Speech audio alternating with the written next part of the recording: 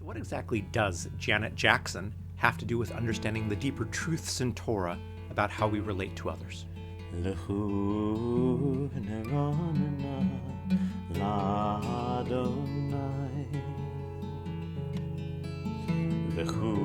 Shabbat Shalom, everyone. I'm Rabbi Paul, your virtual rabbi, and let's stir up some Torah together. Now, I find it quite annoying when I've had a perfectly fine sermon all ready to go, and then I watch another video, usually from someone that I absolutely adore, on YouTube, and I have to change everything. And that happened last night. So there's this guy. He has no idea who I am. I'm not advertising. I'm going to link this video down below, though. He is in my opinion, one of the best overall music knowledge / music theory channels that's out there. He's a jazz bassist from New York, and one video after another, plus the longer form work that he does is amazing. There's been literally one video he's done that I've disliked. And Adam, if you end up watching this, I'd love to discuss Whiplash with you from the perspective of a non-New Yorker jazz musician who graduated from the same school that J.K. Simmons did. Okay, done with that conversation. Anyway, in a recent video, Adam decided to talk about the internet hullabaloo that had arisen when people started commenting that the recording of Janet Jackson's Rhythm Nation had caused hard drives back in the day to, well, kind of give up the ghost. And rather than showing that it was a conspiracy, he actually broke down musically and scientifically exactly how it happened. It's a great video. I will link the video down below. Subscribe to his channel. It's truly worth watching, especially if you are a music nerd. But then, in the video, he got biblical.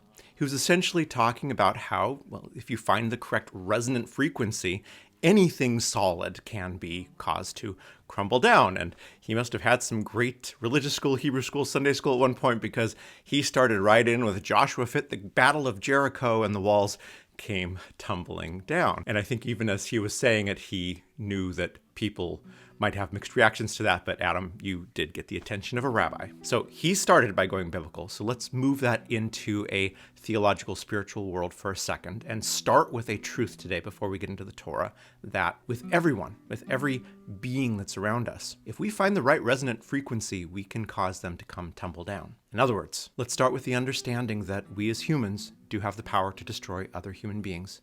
And all of us, if we just have enough time and enough desire, we can find the way to tear people down. And we might even call it tearing their walls down. We might even justify it, but we are very capable of doing this. So Torah, right? What does this have to do with anything? We're in Parashat Shoftim. We are getting very close to the end of Torah at this point. The High Holy Days are 3 weeks away, so it's the month of Elul, folks. What are we doing? Has there been someone in the last year whose walls we have torn down, justified it, and hurt them greatly? If so, we've got a job to do. It's called teshuvah. We have to start rebuilding those walls, and that begins with asking forgiveness, humbling ourselves to recognize that we are not always in the right, that we do set out on occasion to hurt other people, regardless of whatever justifications we give. And believe it or not, there's a relatively, on the surface, mundane verse that I think speaks to this exact sort of thing. In Shoftim, in chapter 19, verse 14, we read, "You shall not move your countrymen's or your neighbor's landmarks set up by previous generations in the property that will be allotted to you in the land that the Eternal your God is giving you to possess." Now, the term here, tasig gavul, so to move the border, is actually a terminus technicus. It's something that then is used later on, not only in legal writings in Judaism, but also spiritual writings. And from a legal standpoint, the main understanding of this probably comes from Rashi, who's quoted by just about everyone else. And Rashi explains it as very simply, hey, this means you go out and you take the stones that mark the boundary, or the stick, or the piece of surveyor's spray paint that's been sprayed on the side of your yard, and you move it.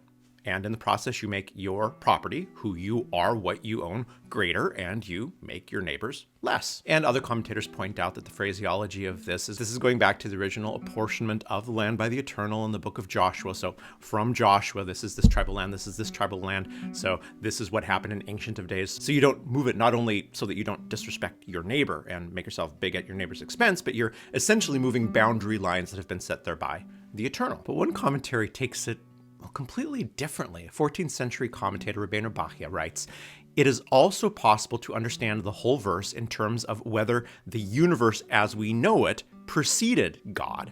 Anyone who believes this is described as masig gavul, which means having the wrong priorities. He turns the clock backward, philosophically speaking, seeing that he makes God the totally free and unlimited, subject to the limits of time and space. And before I jump off into what I really want to say, this is something that we talk about on this channel quite a bit.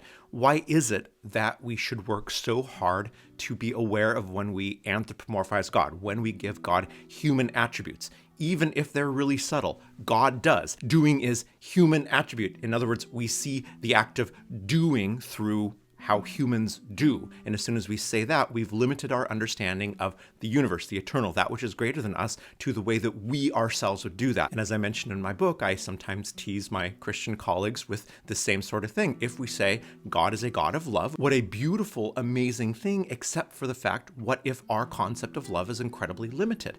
Are we then saying God is a God of that which only I can understand love to be? If my type of love is abusive, oh my goodness, what have we just done to our religion? And so this interpretation, essentially, I make my boundaries bigger, and in this case, the eternal smaller, that which the eternal has ordained, not as a human king ordains, but the laws of the universe, the nature of the universe, the way things roll out. By making myself bigger, I am saying that God is subject to my laws. I am greater than God, or God is smaller than infinite. And I don't think we want to consciously do that. So that's why it is good to be highly aware of when we turn God into some even great and exalted form of as we understand humanity. But here's where I really, really want to go with this first. I want you to imagine yourself going into a room and meeting three, say friends, colleagues, people that you know pretty well and are relatively comfortable with. And let's say all four of you are sitting in the four corners of the room. So it's an empty room. Maybe each of you has a chair and there's a table next to it, and it's a small enough room to where you can easily hear each other.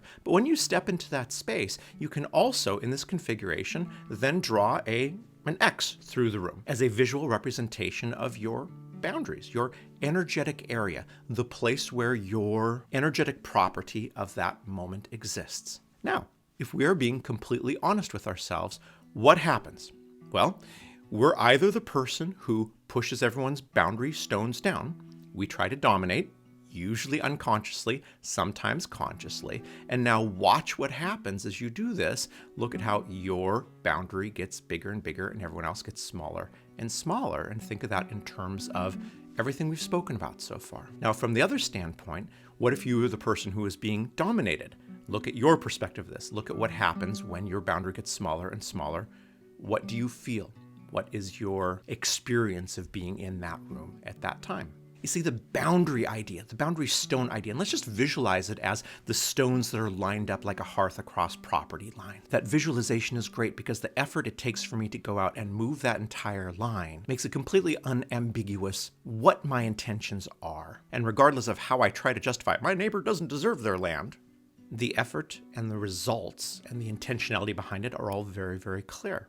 And so by having this image, and we start applying that to how we exist in social, personal, relational situations, helps us to step into the same sort of spiritual consciousness that this Torah verse helps us in our social consciousness. In our social consciousness, we are not a good person if we go and we take stones that have been there for generations and we move them so that I'm bigger than my neighbor. Not many people are going to justify that, yet all the time. When I, who is someone who does dominate conversations, do it, I justify it very easily. Well, I was there as the rabbi. Well, the question for me in that situation is, am I aware of those boundaries that have been set in that room? And in my act of being a rabbi, have I made my property bigger and their property smaller? Let's look at it in a completely different way. Let's, instead of taking your neighbor, let's take your partner, the person with whom you are in a relationship, the person who is closest to you in the world, and you're in an argument with that person. Well, as human beings, we like to win arguments, and as human beings, we tend to dislike losing arguments. Now, with this image of stepping to a room and the boundary stones are literally and physically there, are we going to carry on this argument in a way that the stones remain in exactly the same place, regardless of who wins or loses the argument?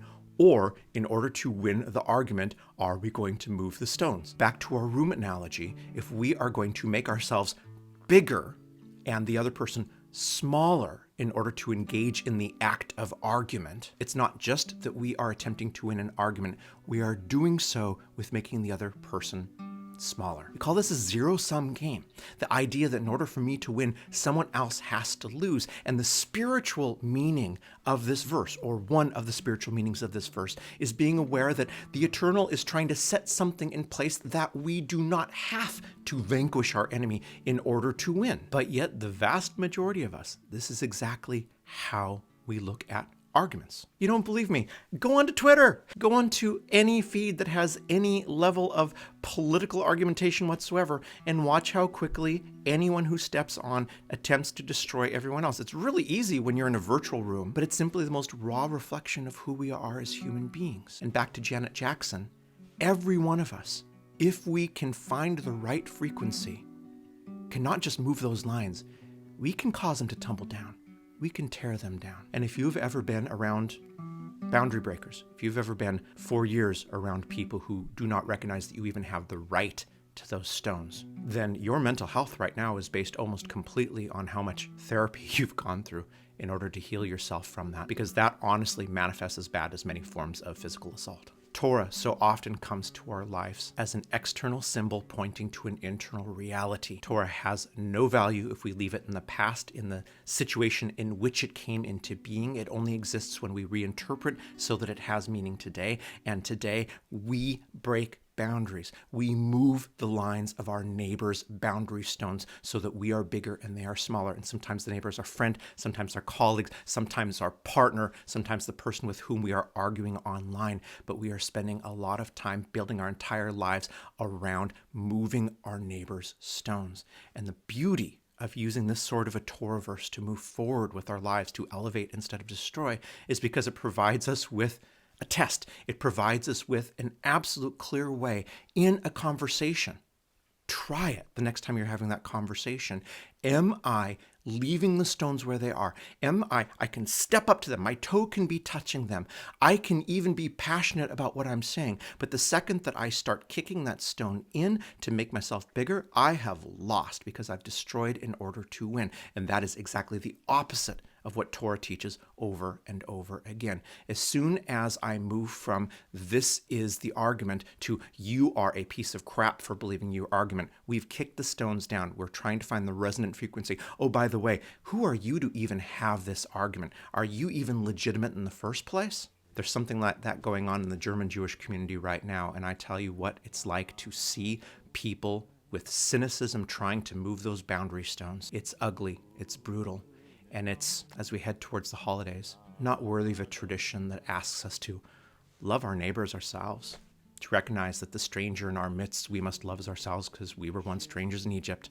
We've been on the other side of people kicking in boundary stones, and that which is reprehensible to us, not do to another. So that visualization, I invite you to try it, whether you are online, whether you are in a room with the person you love most in the world, but yet somehow feel we need to vanquish them in order to win our moment, or perhaps most difficult to do, because we can say anything we want anonymously, right? When there's another human being at the end of the keyboard on the other side who actually does have boundaries and feelings and also can have those stones easily kicked in. The High Holy Days are coming up. We've kicked stones in of someone else, all of us. That's part of our cheshbon nefesh. That's part of our list of the damages we've made, that it's time for us to go to that person and apologize, recognize what we've done, ask how we can make it better. If we're going back to the literal nature of Torah, we're going to help our neighbor put the stones back where they belong. What happens when we've kicked the spiritual stones down or resonated with such a voice that we've knocked an entire wall down?